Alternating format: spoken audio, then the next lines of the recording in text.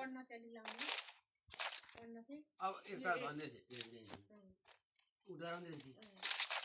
अनि पढ्न चाहिँ लाउने यो कामसिकामा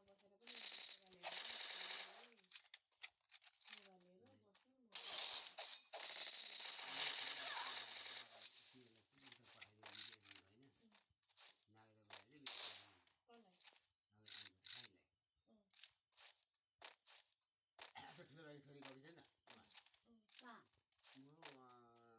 इजरायल कि दाबन कहाँ गएको उसले तान्ने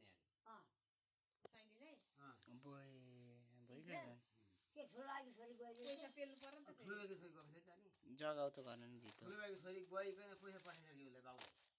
लोद्रो कमाइ हुन्छ त अनि पैसा हाल्न सक्नुहुन्छ फेरि भन्छ नि त्यो काँठा काका नातिनी नातिनी हो कहिले गयो अस्ति गयो ठुलो भाइले पैसा पठाइसक्यो उसले अँ त्यो राईले मुठामा त खुसी भन्छ होइन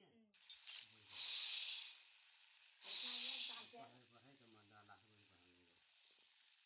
म चाहिँ छोरी अहिले विदेशी भयो अनि इजरायल जानु राम्रो हो त पठाउन सक्छु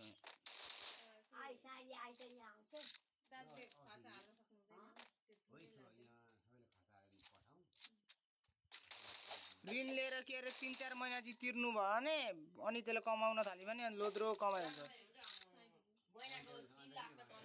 साइली 3 लाख कम दिनु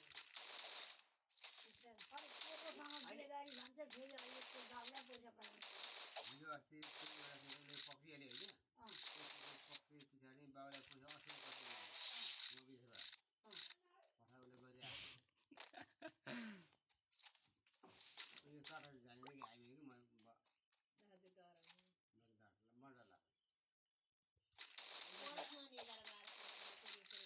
होइन नि 11-12 पढेर जाने भने अहिले कहाँ लाग्यो भने म चाहिँ यो विदेश चाहिँ आइमे नजाने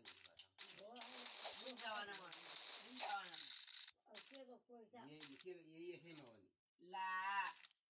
कम्तीमा 3-4 लाख नेपाली गएको छ भने केडी ए जान्दा गयो होइन हाम्रै बडाको छोरी दुईटी गए कोबाट हो त्यो तपाईँलाई नि नाना गयो मलाई पनि तपाईँले भएर चाहिँ अस्ति पैसा खनी आएपछि अनि ल फरिहाल्यो यो किन आएको यो यहाँ नि हो अनि अब भन्ने अब केडी यो कस्तो थाहा छ त्यो पहिरीको जमाना गयो त्यो केडीहरू पढ्नु हुँदैन छोरा मान्छे चाहिँ गरेर बेल थाल्नु राम्रो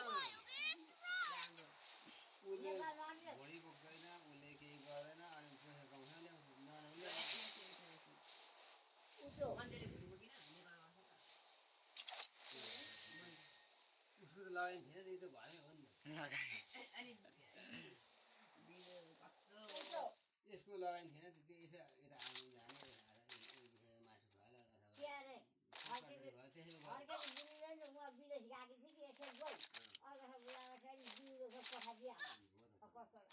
कति बिहा रक्सी खाएका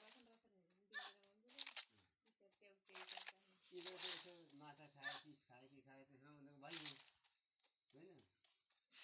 विदेशमा यहाँ नेपालमा त हो कति कडा कानुन हुन्छ कति